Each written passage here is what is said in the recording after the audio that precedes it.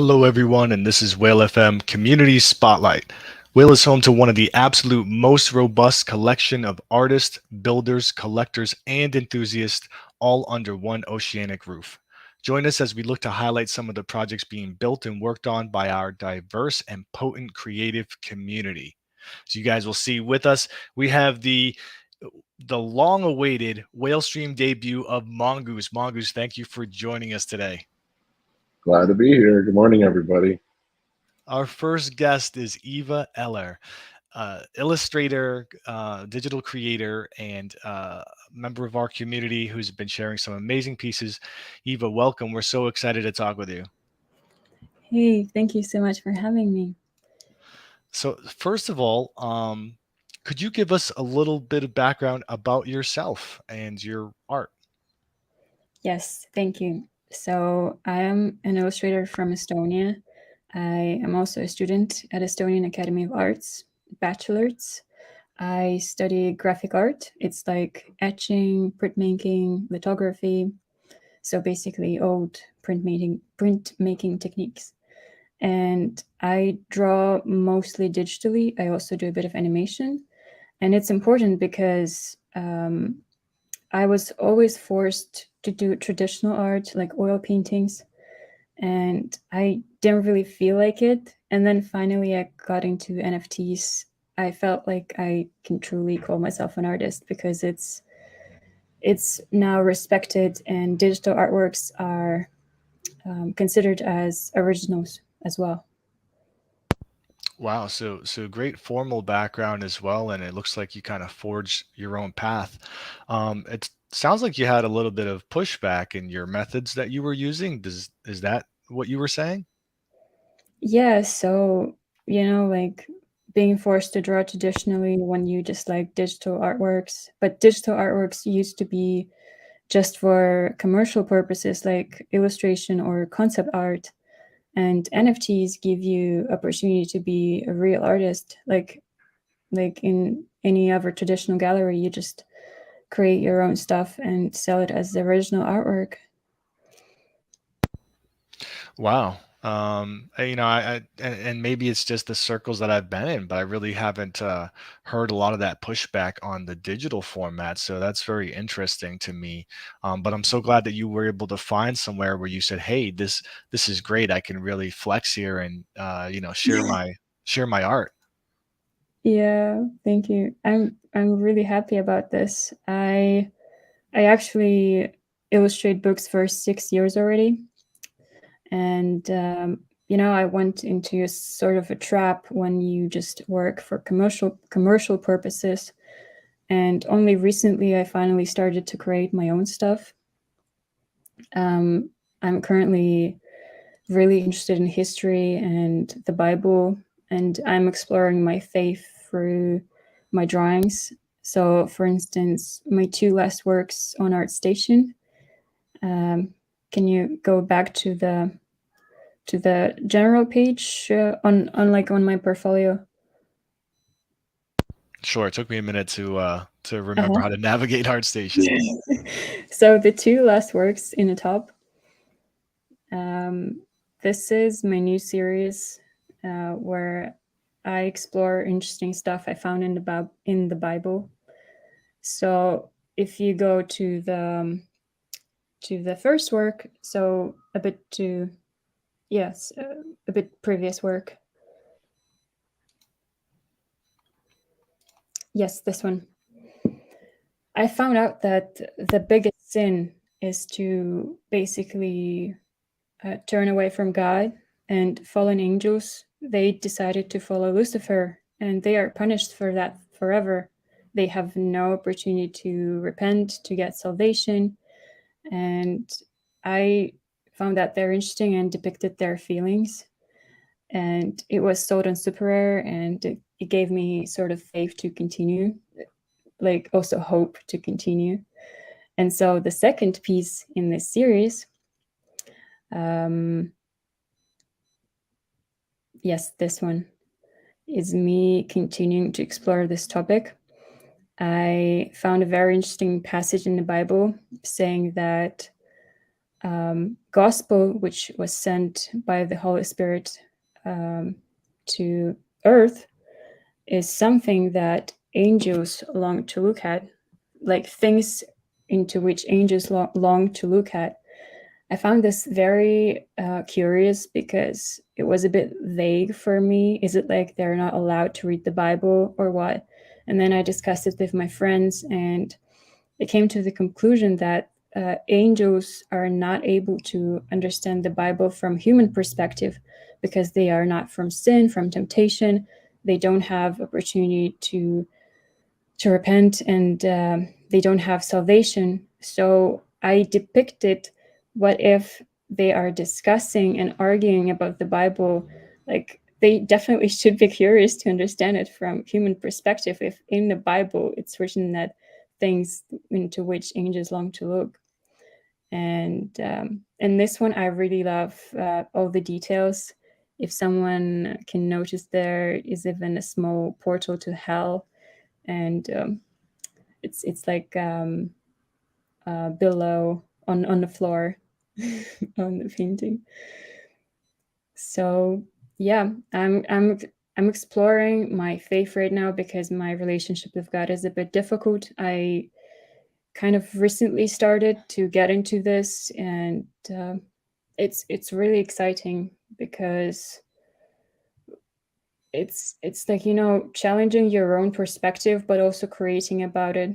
It gives me a lot of inspiration and things to think about.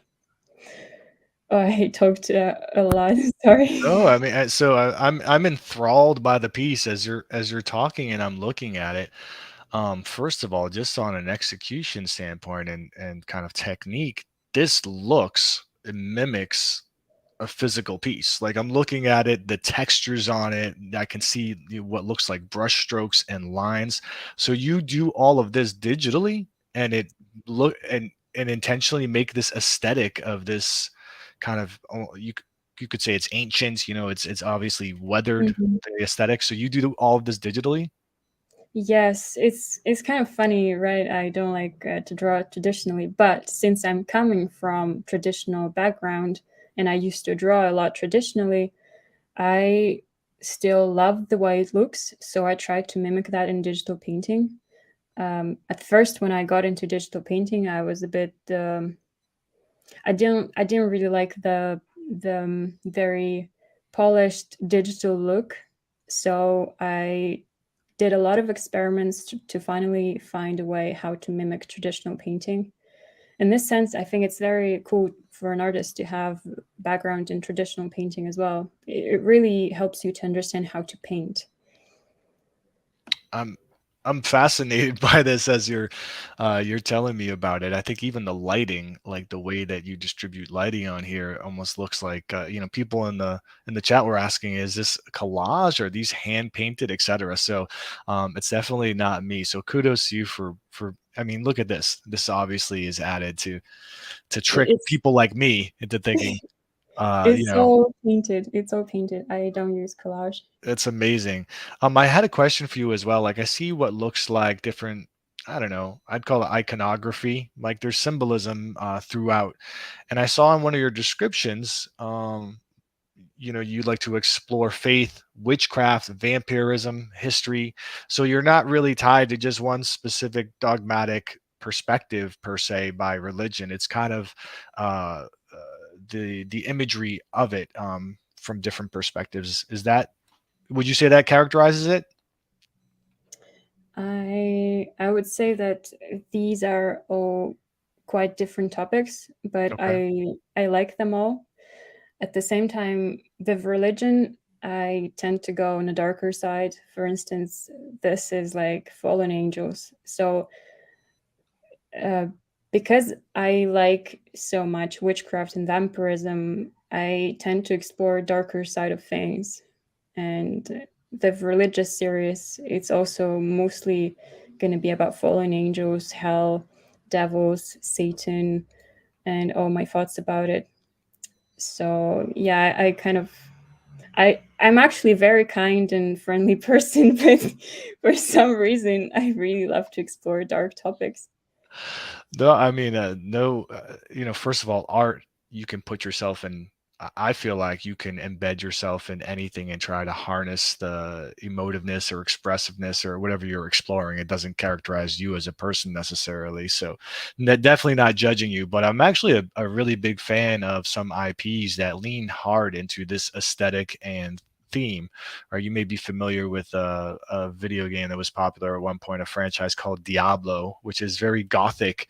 It's the juxtaposition of Mhm. heaven and hell, and how um, things don't necessarily align with their ideological placement. And so they try to do that visually with the aesthetic. At least they did at one point. They veered away from it. So this Mhm. reminds me of that a lot. Mongoose, I'm domineering the conversation here. Apologies. I was just geeking out. No, I mean, I'm amazed by this too, and you know, the fact that this is all done digitally is really mind blowing to me. And I'm curious, without having a lot of background in digital art myself, other than as a collector and appreciator of the artists who are doing it. What techniques are you using to kind of create this, um, this feeling of being kind of a, a, a, a traditional painted aesthetic, but you also give it this kind of age and like a patina, I guess I would say, that makes me feel like not only is this traditional medieval type painting, but at the same time, it's got that age to it, and I'm just really taken by that. Are there any special techniques you use for that? Yes, thank you very much. I've been experimenting a lot for a solid year for sure how to achieve this traditional look. So basically, what I did, I created a lot of custom textures. I scanned some textures, some I found, and I put them on top of my paintings because when you draw traditionally, you already have this texture, like on a canvas or like on a paper. But on digital, it's just a plain canvas, so it's totally justified to put this texture on top. But also, it's the Right. color choice, of course, the composition. So I follow the color palette of old masters. I'm really fascinated about it. I'm a major simp for Renaissance, and yeah.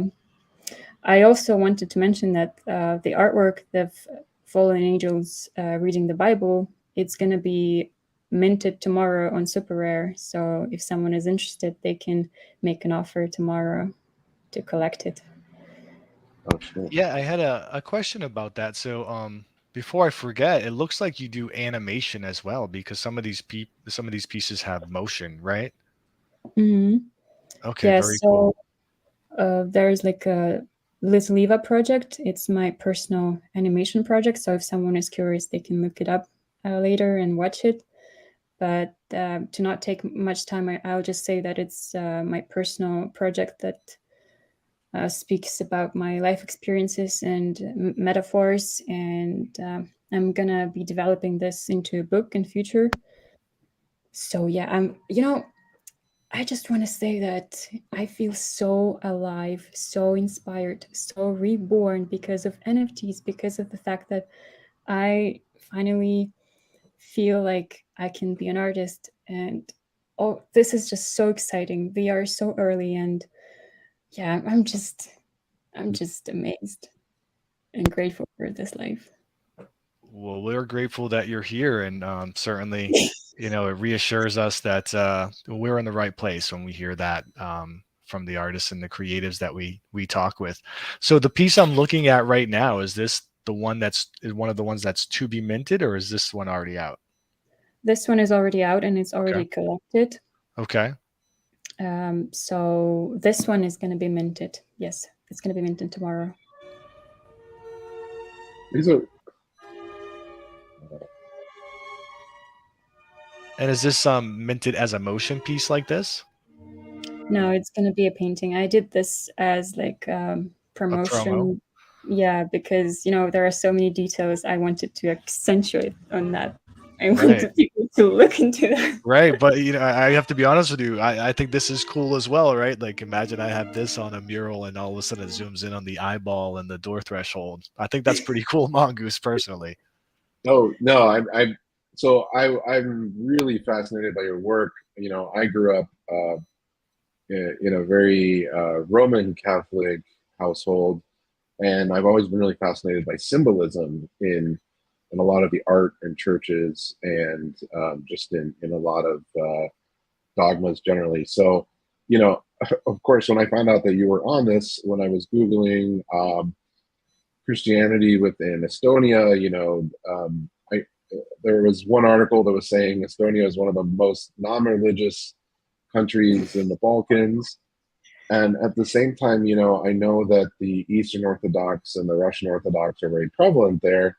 And as a musician, I've always been really fascinated with composer Arvo Pärt and his Oh yeah. tintinnabulum style, right?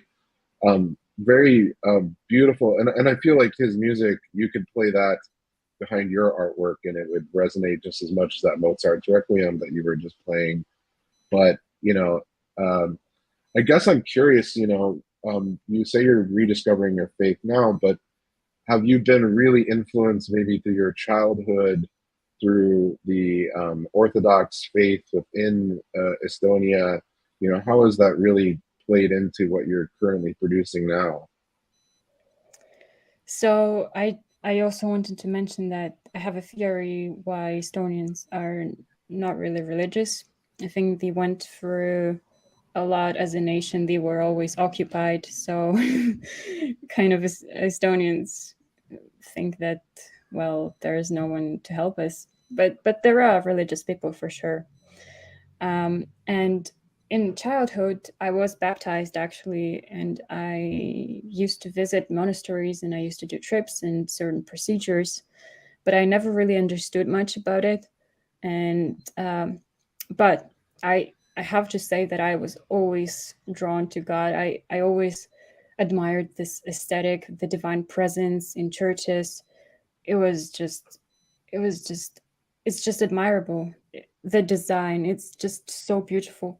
So a year ago, I actually just opened the Bible out of interest and started to research that topic on my own to finally understand what it is. And right now, I the more I read it, the more fascinated I become. So yeah, it's amazing. Yeah, I really can tell there's obviously this strong presence in your work, and also I also connect Estonians with a great love of nature, and I think that that is also really present in a lot of your work as well. Um, but it's these little details here that I think you're right to include in your promo, because it really forces then the audience to really zoom in and analyze every one of these details, and think about why did you choose to put that detail there. Yeah, I can actually explain most of them. You know, the owl, it also in the medieval times it was considered as someone who is present mostly at night, so someone who is not in the light, someone who is turned away from God. So I think it's very nice to put it where fallen angels are discussing the Bible. So all these symbols are they have meaning. I like to analyze a lot and I like to overthink, but you know what? At least I'm creating when I overthink. So Absolutely. I'm down the rabbit hole taking a look at this. While you were talking, I took a peek at some of the videos from your project. That's something else entirely on your YouTube channel, and those were fascinating as well. So, Eva, I think you're a creative to watch. I'm so excited we had the opportunity to talk with you as you're getting your footing in the NFT space, and really excited to see how things continue to progress for you. I think you found a home here where people will really appreciate your art, and I think we'll be talking about bigger things that you're doing in the near future. But in the interim, this amazing piece is going to be on Super Rare in the near future, you said, right? yes, on Eva's Impressions collection. Okay. So where the red angel is. Okay, very, very cool. Well, thank you so much for, finding us in Whale and being part of our community. We definitely appreciate that, and we're thankful that we had the opportunity to have exposure to you. So, thanks again so much for coming on today and sharing with us. And we look forward to continuing to see what you do on the Discord and elsewhere. We'll drop your socials in the chat so everyone can be sure to give you a follow. And man, I sure am. I can't wait to see more of this amazing work Yeah. as you continue to put it out. Thank you. I just wanted to say that I actually found Whale community through Vertical Crypto Art. Maybe you know about them. I do. They have some great conversations and great advocates for the NFT space. Yeah, so I found out about you through their lectures, and I'm really grateful I found you. Thank you. Well, thank you so much. And like I said, we'll look forward to continuing to see what you do. So please stay part of our community. And I have a feeling we'll be talking again at some point in the future. Definitely. Thank you so much. Take care. Thank you, Eva. Whew, mongoose. I was getting into my Oh, philosophical rabbit hole there, man. well, it's such great art, and I know that it appeals to your aesthetic, right? And it for me it conjures up a lot of book covers that from really fantastic, not only just kind of like some fantasy books, but I noticed Ava also did cover art for some Paul Coelho books. Um, so it's a great use of her art. Really love Yeah. it. Yeah, there's an amalgamation of so many different things that appeal to me and some things I don't traditionally think of. So really intrigued to continue to watch. And now we have another amazing creative joining us today, Juliet Haas. Juliet, how are you? I'm good, thank you. Good morning. Good Turn my morning. mic on. Well, Eva's work was incredible. I love the theme, and the lighting and everything was just stunning. So nice It to be was. introduced to her. It was. I already feel like I need to be more productive today after seeing all of that talent and skill. And I'm sure after talking with you, I'm gonna have to go do some push-ups or something to feel like I did something and bettered myself or expressed in some way.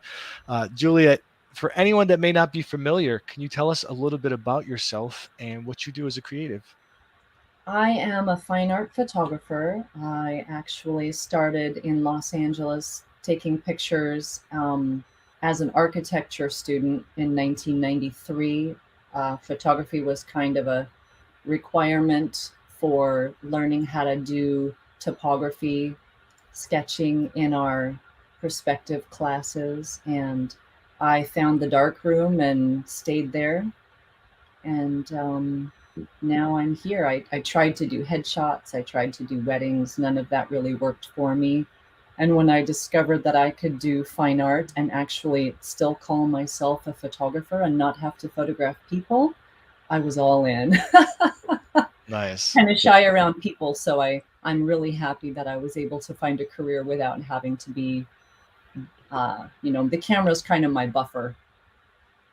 Very cool. And I've seen a lot of mentions on curatorial aspects as well. So do you work as a curator for photography, or is that just self-curation that's referencing? I started working with it's not a nonprofit, but it's an artist organization called Open Show in Los Angeles, and they host public live artist talks and events. And when I moved to Northern California, I was given permission to start a, a satellite, I guess that's the word, where I live now. So I started curating Open Show Sacramento, where I live. And I have also, through the local galleries here, curated 4 exhibits and this one online for LA Photo Curator. And it just kind of came out of my love of doing photography and my obsession with other artists. Yeah, you certainly do have a love for the arts. I took a look at your object profile where you're an avid collector, so we can get to that in just a bit. How did you find us here in the whale community? How did you end up on the Discord and such an ardent supporter? I started learning about NFTs and crypto in February 2021 at part of NFT Tips Clubhouse, and actually minted one piece on Mintable. And I didn't get the kind of feedback and support from my family that I had anticipated, discovering this amazing community and what I could do with my art. And even in the art community that I'm part of, the fine art, they're like, oh, NFT's bad. So I Right. kind of dropped the ball. But I also discovered Coin Bureau and YouTube, and my day job allows me to listen to headphones all day, which is how I found you through Twitter. But I just digested as much crypto information as I could. I started playing with wallets so I could learn how to move things around and buy stuff. And then my friend Jamie Johnson became a quantum woman. And I'm like, okay, I should jump back into NFTs now. And that was maybe around February this year, 2022. And I thought, okay, I don't care what anybody says, I'm going to do it. And I started minting my own work and poring over Twitter and obsessing over everyone's art, and found you guys and joined and started exploring all how to use Discord and that kind of thing. That's an adventure. It has been. It suits me perfectly. It's not like I don't have to go anywhere. I don't have to go to galleries and hang out to meet people. I can obsess on everyone's Twitter feed all day long.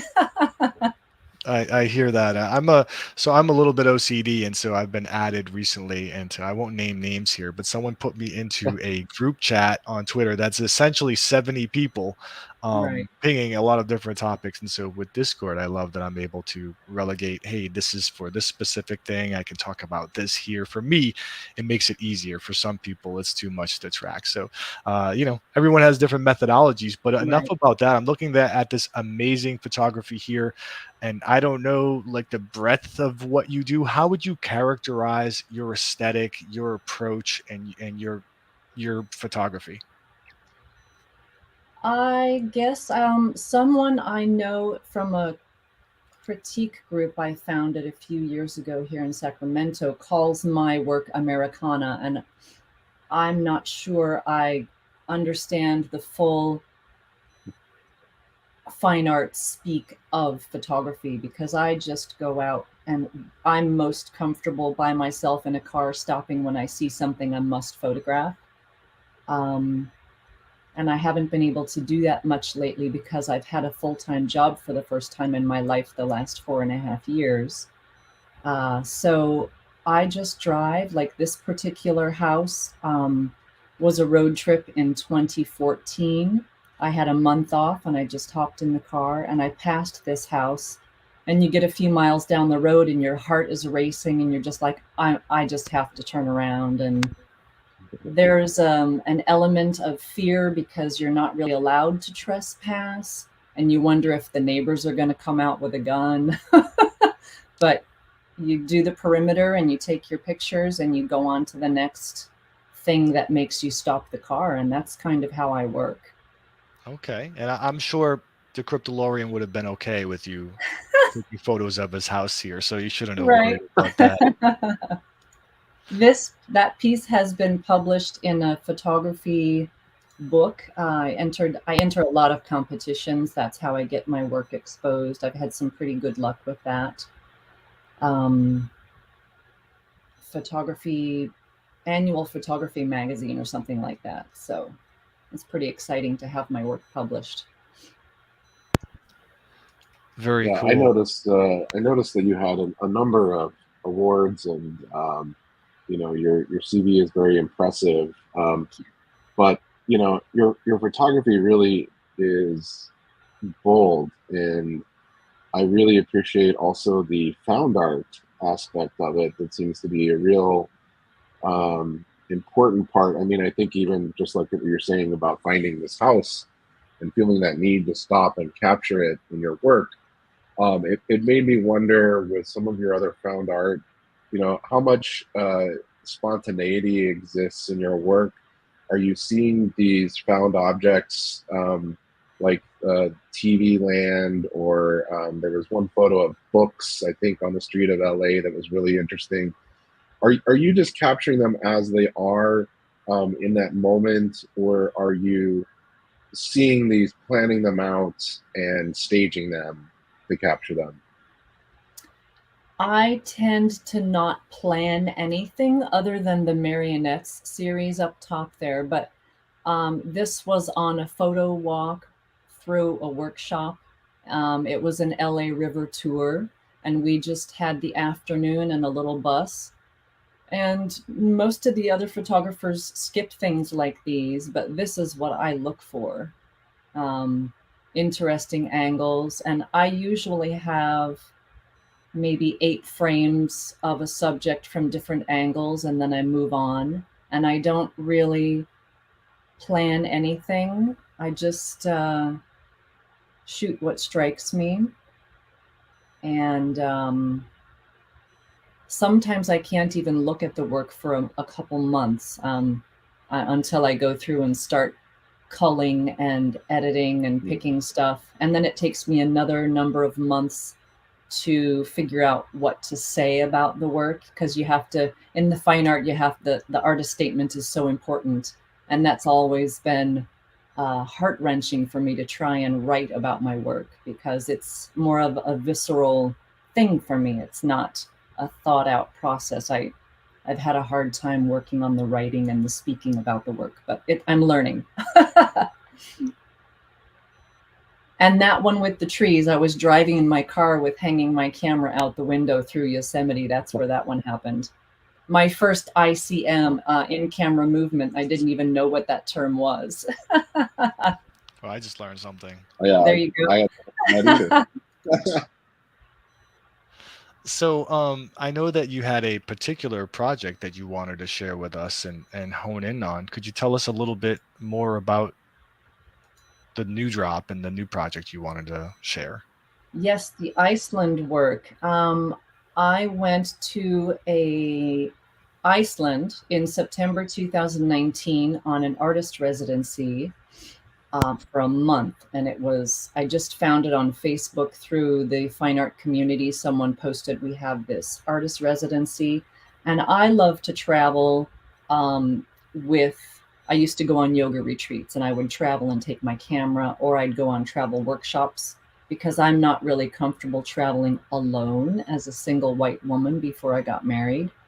And so this was an artist residency, and it's really an opportunity to leave your life behind for a chunk of time, and just dedicate all of your energy and thought to making photographs and exploring the terrain and getting in a car and driving, which is what I miss now that I have what I call a real life. But this project, the other photographer who is also from Sacramento who went with me, we decided after we got back that we would try and create a traveling workshop together. And we've been working on the project for 2.5 years together as an exhibition. And we basically pair our images in a conversational aspect. One of my sheep and one of her ponies, one of my landscapes next to hers. We built a project website and have a catalog so people can kind of get an idea of what the exhibit is. And we hope our goal is to find a venue in Iceland and take the exhibit there. So we've had a couple successful exhibitions here in the States. One for Photography Month Sacramento in April, and now we want to keep it going. And I would love to drop this work, my part of the work. I have a manifold contract ready to go. I just haven't decided where, if I want to do one-of-ones or what I want to do. So I'm still thinking about it, but it's ready. So I'm very intrigued by this. How would you characterize Iceland and the aesthetic that you could get there that was just unique or moving to you, being in that element? I have always had Iceland on my bucket list. I don't know why I feel that pull. It's possible because my dad what considered himself a Viking, and we are from Norway, and my mother's from Sweden. So the Norse mythology and who I am, it's kind of a draw for me. And I love all those Viking and medieval shows, and I'm all about the magic and the sorcery and the history of that.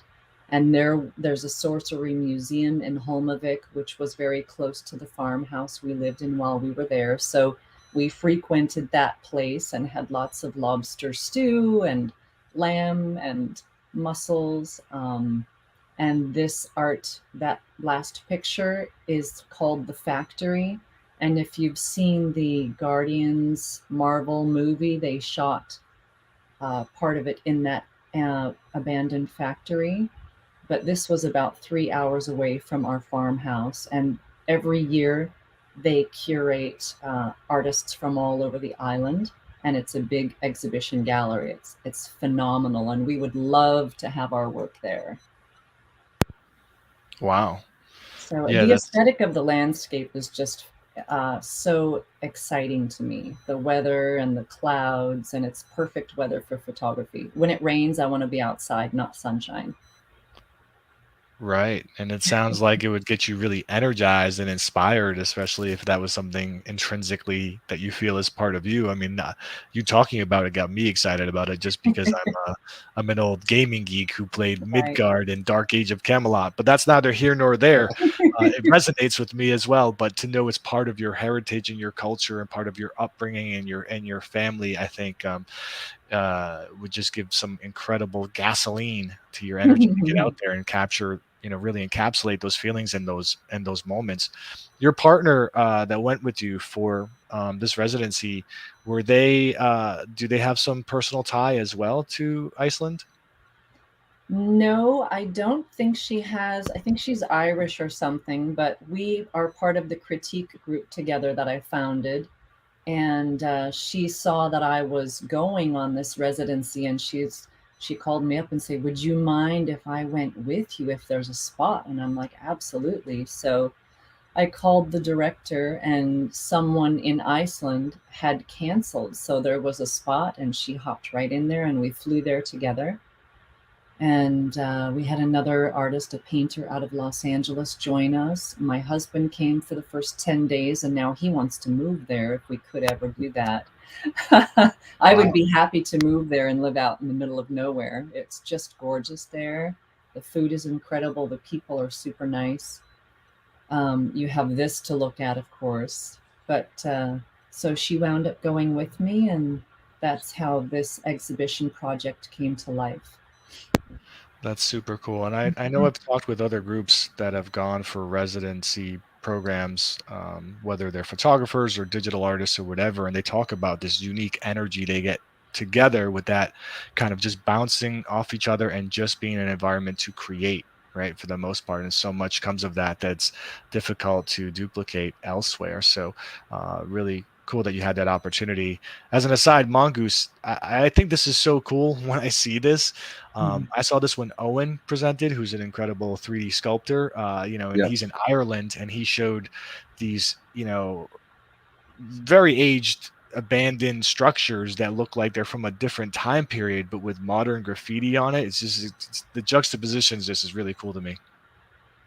Yeah, I mean, this is something I find very interesting about Europe, and it's probably sounds very silly to a lot of people who don't live in America, but you know, especially where I come from, I come from a state that is one of the last states.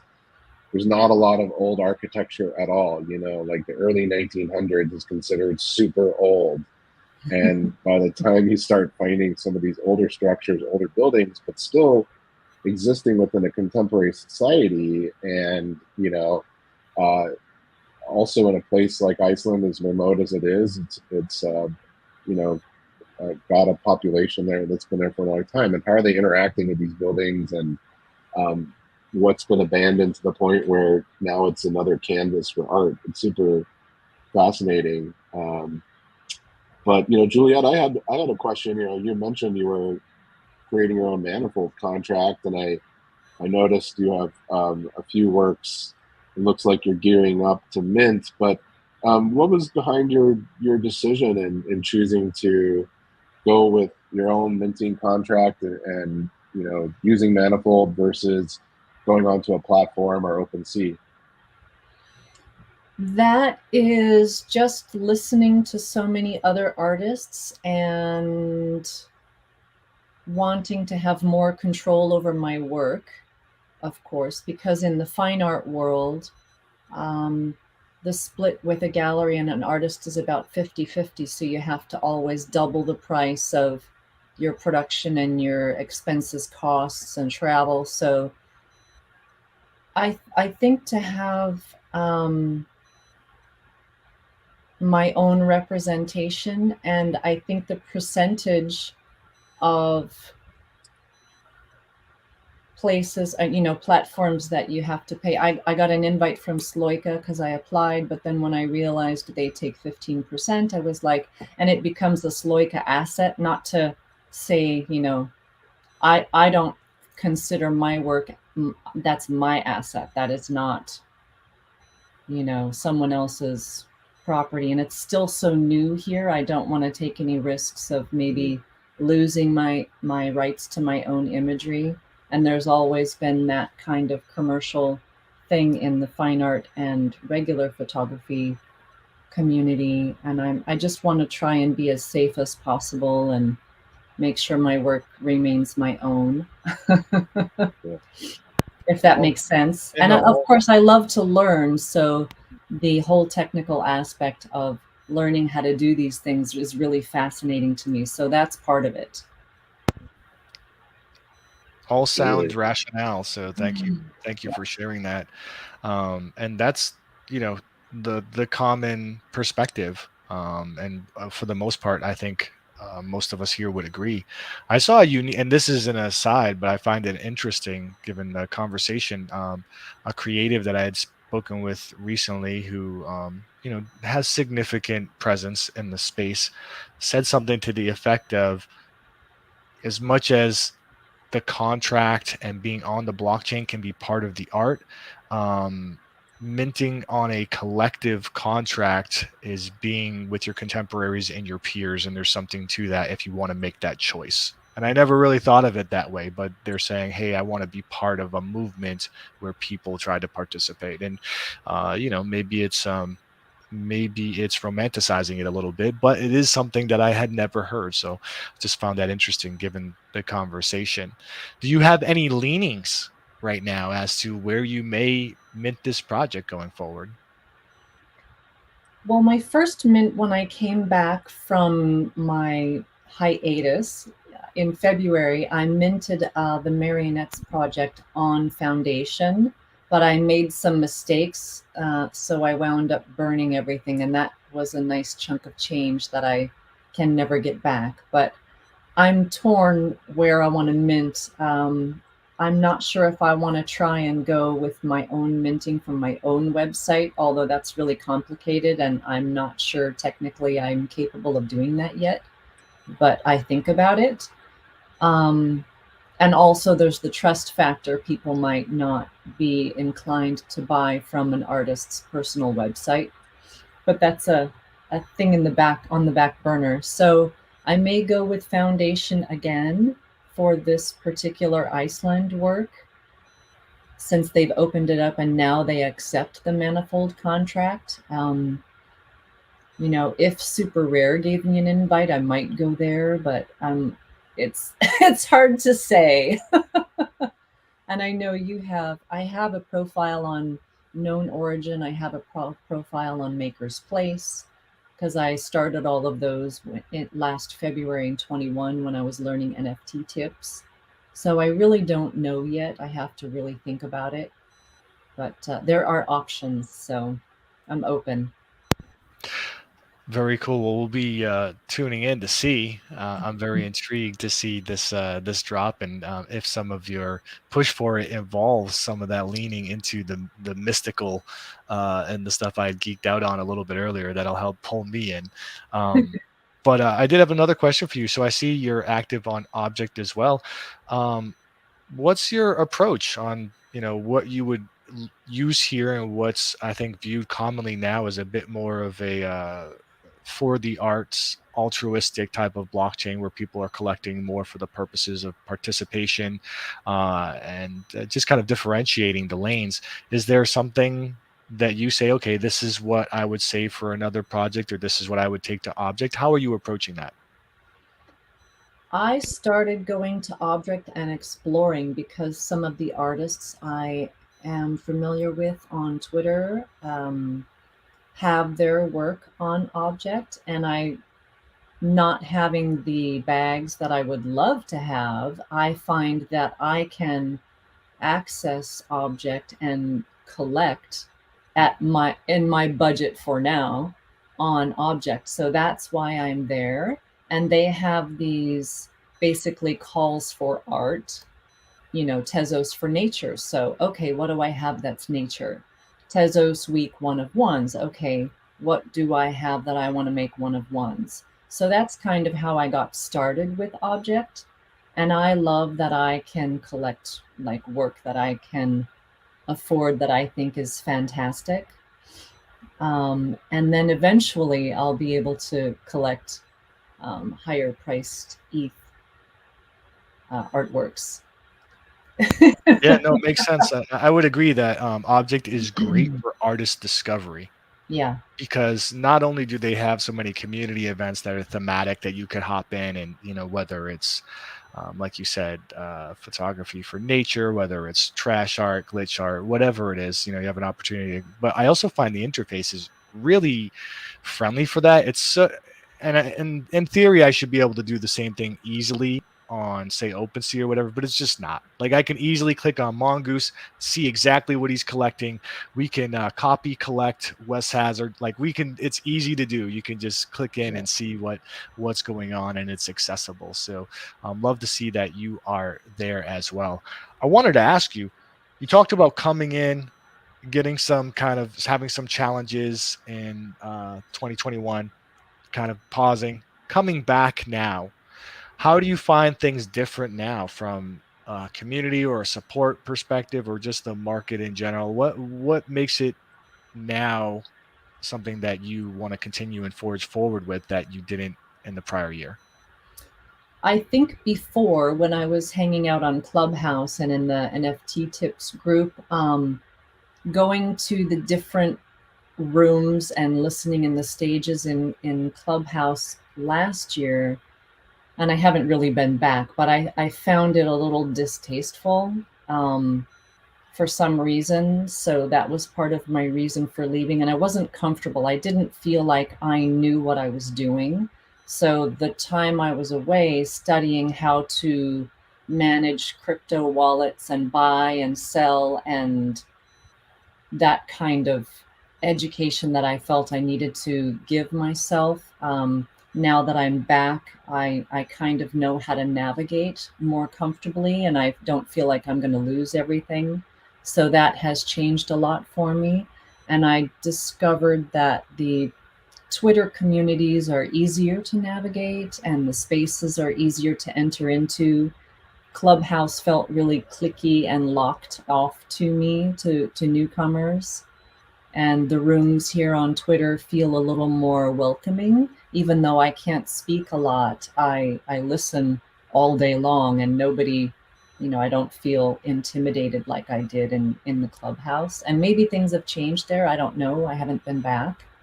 But I think it's mostly the education and the time to allow myself to be comfortable has helped a lot. Well, that's great. There's lots of people that are saying glowing things about your work. So obviously they're happy that you're here. A couple of questions have come in from the audience I do want to share, but before I do that, we've been leaning in on Web3 here at Whale and providing POAPs for all of our content.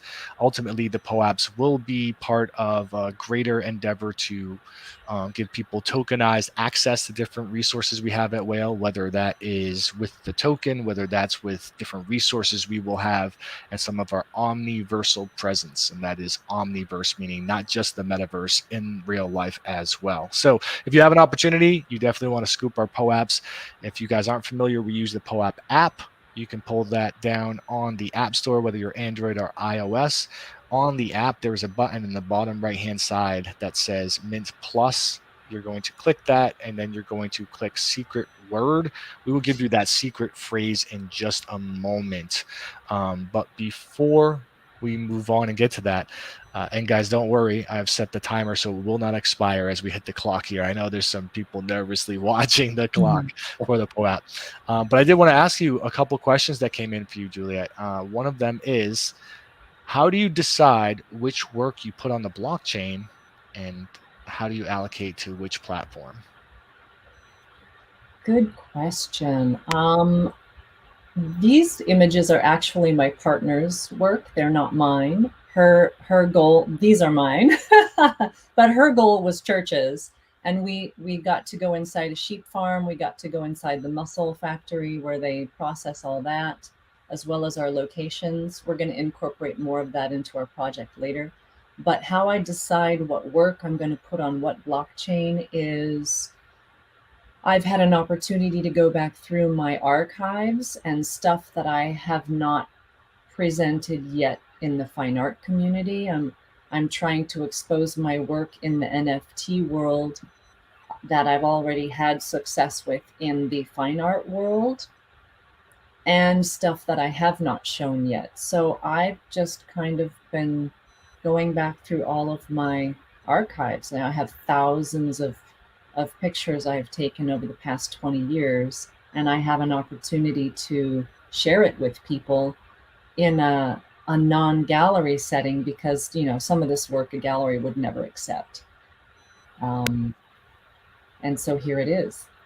I just want to share my work, and I see what other people share, and I'm like, I have stuff like that maybe someone would like. You know, there's always an audience, no matter what kind of work you do. I learned that very early on. So, yeah, Thank you for sharing that. It's interesting to me that, you know, as a musician, I've thought sometimes, should I dig up something out of my my time capsule and create something? It'll be new to most people, right? But I wonder personally, is it representative of what I would put out now for my creative vision and art? And that's one of the things that I juggle with. So, you know, I love the confidence that you have to go through and put that stuff forward. Do you release editions? I do. If Okay. you notice, some of my Tezos pieces are editioned. The nature and the So one of the questions was, what is your thought process? How do you decide what will be an edition versus a one of one? I'm kind of experimenting with that right now. The first one I did was the Return to the Desert with the TV, and that was for the one of one Tezos week. So I decided to do one of one, and this particular series has been successful for me. It's been exhibiting in galleries since 2000 and since Photo LA 2014. So I love these pieces and wanted to bring them to the blockchain. My goal initially with coming to blockchain at all was to archive my work. So I didn't know when I first started that we could actually sell these to collectors. So when I started in 21, my dad died in 05. He's got a lot of artwork I also would like to bring to the blockchain, just to archive it in a way, in this manner. These other drops, the AG was for Tezos, or the third one is for Tezos Nature, and the other one was for something else. I can't remember now why, but I'm just kind of following what other people are doing. Okay, if I have a drop of 10, I might price it this way. I try to keep the pricing comparable to how I edition in the fine art print world. So I'm kind of weighing and experimenting right now. Well, thank you. I appreciate that context. Some people have very divergent opinions on how to approach editions versus one of one. So it's always an interesting answer to hear from creatives. A question that's come up with some people in the audience, I guess they had liked this image, grabbed this image while we were on stream, and wanted to know if you could give a little more context or further info on what it is. This is from the road trip in 2014 where I shot the blue house. This is just the amboid chloride. Oh, excuse me. My dog is barking at the wind. That's fine. Hey, it's okay. Either the UPS man is here or he's barking at the wind. or he wants a POAP as well. And I think there you go, right? you a steak over there. So this place, I drove past it, and it's the amboid chloride factory. And it's just this amazing pool of crazy water, and they make, I should read this here, food grade liquid chloride calcium. I don't even know what it is, but this angle for me, you get up close and it's just like the Yosemite sulfur ponds, and I just thought it was beautiful. So that's all I can say about it. Awesome. Well, clearly other people did as well if they had to pick it up as we were discussing. Well, that's cool. Thank you. Thank you for collecting. Yeah, and thank you so much for sharing with us a bit about yourself and who you are as a creative and your upcoming project. And this will be called I don't want to mispronounce it. I don't know if that's Westford's Wandering or Westfjords Wandering. So we Westfjords. stayed in a little farmhouse in the remote Westfjords of Iceland. So it's Westfjords Wandering. That's our project. Very cool. Well, we will be on the lookout for that. Thank you so much, Juliet, for joining us, and looking forward to continuing to follow you and everything you put out. And when Westfjords Wandering hits, we will have a lot of context, and I'm sure a lot of people excited to scoop some. So thank you once again for joining us for the Community Spotlight. Have a good one. Thank you. All right, Mongoose, it is time to, number one, think about what I'm going to do to be as creative as the amazing people within our community who we had the chance to talk to today. Definitely feeling like, we were amongst incredible people with so many talents, and I feel blessed to be able to take part in showing it to people or just absorbing it every day. No, it's inspiring. I mean, I know there's so many great creators within the whale community, and in addition to all the collectors and enthusiasts, but to hear people like Juliet or Eva, or that really fantastic talk with Sidexo earlier yesterday, people that are passionate about what they're doing, they're finding joy in what they're doing and sharing it with others. It just inspires me to start looking back at all my old photographs, and it inspires me to start thinking like, what can I do on a small level, baby steps to start creating more and doing more, because I want to experience part of that joy too. Yeah, I mean so I've always said that, like, one of the best gasolines to throw on me as a creative is to see all this other dope stuff. So being in the NFT space, being in Whale, gets my creative itch going, and all I need is a little bit more time to actually do it. So maybe I'll roll out the old stuff. 99% of people haven't heard Nightmare, don't even know of my music, but that's neither here nor there. What people want right now, my man, is the POAP. So get the POAP app ready, hit the Mint Plus button. Go to I see we're in an hour. I think we got to just end the stream right here. Yep. You know what? As I start to talking, I'll just rug it. It'll be a one-on-one for just me. And the secret phrase is so much talent. So much talent.